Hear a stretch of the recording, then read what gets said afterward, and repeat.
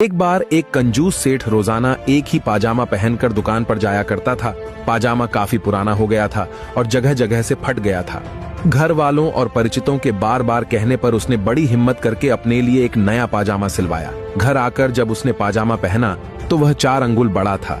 सेठ अपनी पत्नी के पास आया और बोला कि यह पाजामा 4 अंगुल बड़ा है, इसे काट कर छोटा कर दो।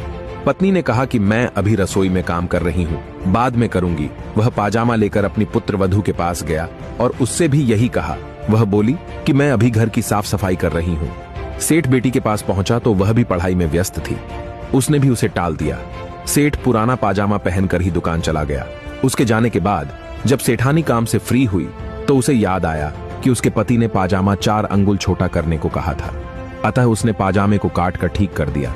कुछ देर बाद उसकी पुत्र वधू का काम भी खत्म हो गया। उसे भी ससुर जी के पजामे को काटकर 4 अंगुल छोटा करने की बात याद था। उसने भी कर दिया। इसके बाद बारी थी बेटी की। उसने भी अपने पिता की आज्ञा का पालन किया। शाम को जब सेठ घर वापस लौटा तो उसने पाया कि उसका पाजामा 12 अंगुल कटकर बेकार हो चुका था। निष्कर्ष, किसी काम को करवाने के लिए सुनिश्चित कर लेना चाहिए कि वह काम किससे कराना है। और अगर आप लोगों को इन सब में दिलचस्पी है तो हमारे साथ जुड़े रहिए।